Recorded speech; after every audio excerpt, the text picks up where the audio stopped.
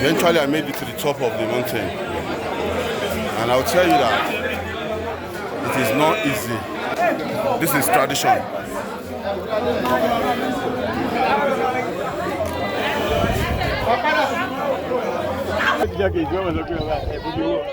This is sacred and it is spiritual.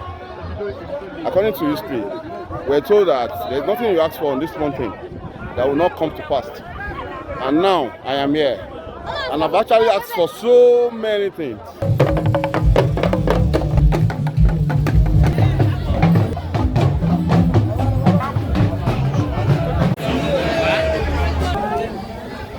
Mountain, that's the Agidan mountain, and we are going there right now. And if you look properly, you can see people on it. I'll show you when I get there. So if you don't mind, come with me.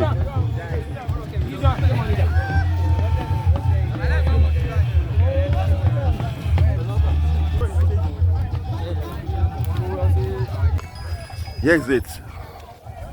Can you see it? This is culture, and this is tradition.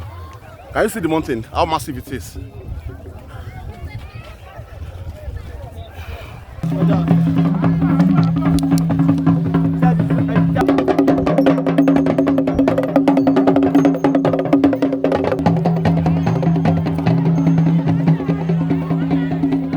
I am here live and direct.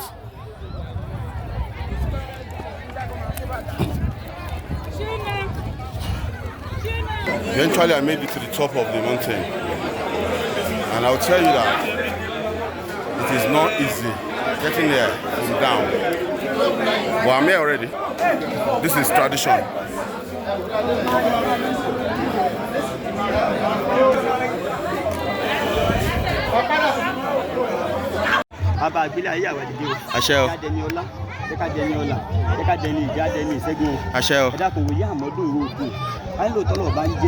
dákun járó rere ọ̀tún nínú ọdún ìjáde wá dúpẹ́ jáde wá dúpẹ́ jáde wá dúpẹ́ o jáde wá dúpẹ́ ayọ̀ jáde wá dúpẹ́ ìdùnnú ọmọ ọmọ kù fún wa o ọmọ kù àwa gangan náà ká mọ̀ kú o ká mọ̀ sọ wà sétì nígbà tí fani àbẹ̀dí awo lókera àwọn olódì bá fún olókera eléyìí tí ojoojúmọ́ sọ wà sétì ọmọ lè sọ wà sétì mẹ́ẹ̀bọ wọn ní kó ṣe ìjẹ́ àbẹ́mọ̀mọ̀dé wà á gbówó kera ọ̀pẹ̀ mọ̀mọ̀ jẹ́ kó lókera sàsétì láìláì ogun tá a bá dáwó lé ẹjọ́ mọ́ níta ṣèyọrí ni o ẹ̀kọ́ tá à ń kọ́ ẹ̀jẹ̀ ká kọ́ lákọ̀ọ́yé ni ẹ má jẹ́ kí ó ṣe ní bí dáwọ́ lé ní kó mo lọ ẹ má jẹ́ kíkọ́ pa wá o má jẹ́ káwọn ò ṣe wá o nígbà tí bá ní ìgbìmọ̀ bí o ṣe bá fẹ́ lẹ́yìn àpọ̀n sẹ́tì lọ lọ́ba kò dé ọ̀pẹ ǹjẹ́ gbogbo máa pọ̀ lẹ́yìn rẹ ìgbìmọ̀ bí o ṣe gbogbo máa pọ̀ wọ́fà àlóògùn àlágbára káàkiri àwa sádìmọ́ káàkiri gbogbo tíyàn fi gbá àyàn tí wọ́n tún máa mọ̀ pé ẹlẹ́sìn ìbílẹ̀ gidi lè yí owó lèyàn fi ń ṣẹ̀sìn àlàáfíà lèyàn fi ń ṣẹ̀sìn gíga lèyàn fi ń ṣẹ̀sìn olódùmọ̀ wá jogún ẹ̀ fún wa o àṣẹ o àṣẹ gbogbo bí tá a bá wá wà àwọn tí wọ́n mọ̀ sọ̀tà wa tá a fi débi ọlá wa ẹ̀dá ìwé tètè mọ̀ sọ̀tà wa báyìí àti ọmọ léèyàn tí wọ́n máa fi là tí wọ́n máa fi débi ire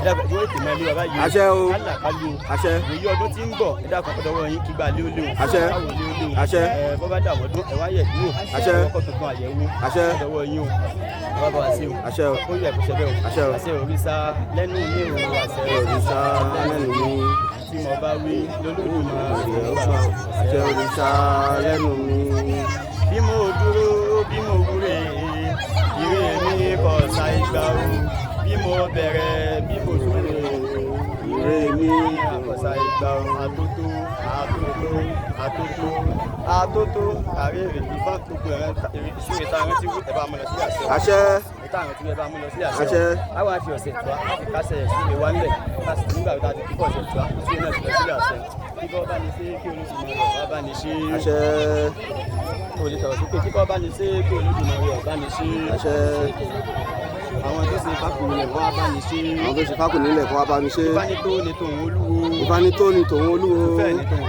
kò fẹ́ ní tòun olùgbọ̀nà ọ̀rọ̀ tí bàbá bá sọ sílẹ̀ àmọ́ dìgbò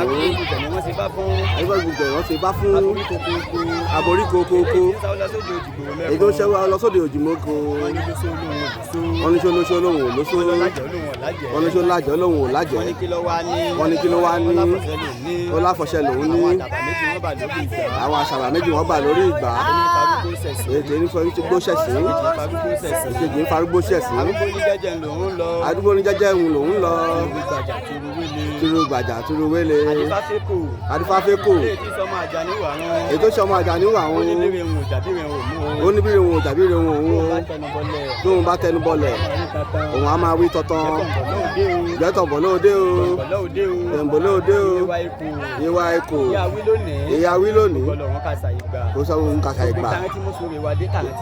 tó sì dùn àlọ́kàn bó bá ti fẹsẹ̀ tẹ orí òkè yìí tá a fẹsẹ̀ tẹ ilé àṣẹ ní Agidan yìí gbogbo sí ìrẹ́ abámu lọ sílé àṣẹ. àṣẹ o. This is sacred and it is spiritual. According to history, we're told that there's nothing you ask for on this mountain that will not come to pass. And now I am here.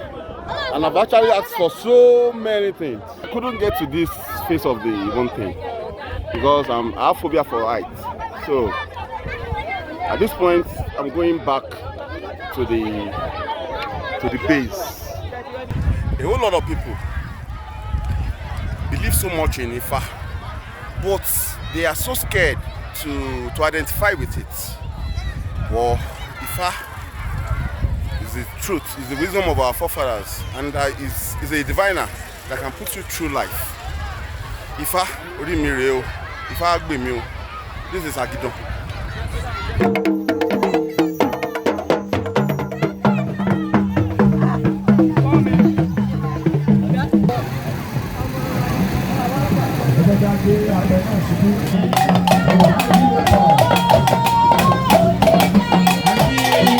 Ìjọba ní ìlú Ìsẹ́yìn ọdẹ wọn sí o ògbóná òkú ẹni bá ọdún ti ọdún yìí.